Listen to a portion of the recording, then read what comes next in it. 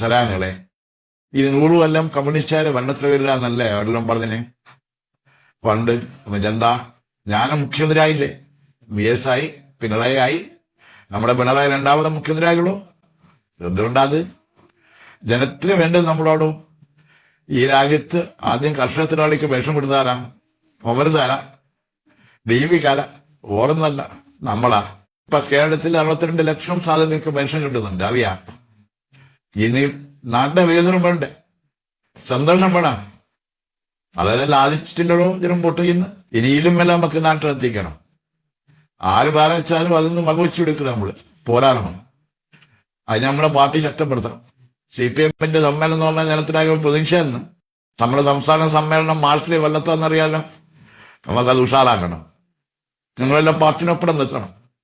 കമ്മ്യൂണിസ്റ്റുകാർ മാത്രമല്ല, നാട്ടിലെ ജനമെന്നാകെ നമ്മളൊപ്പം നിൽക്കുമെന്നറിയാം. അതുകൊണ്ട് എല്ലാവരും ചായന്റെ വെള്ളെല്ലാം പിടിച്ച് ഉഷാറായ നാൽസല സഖാക്കളെ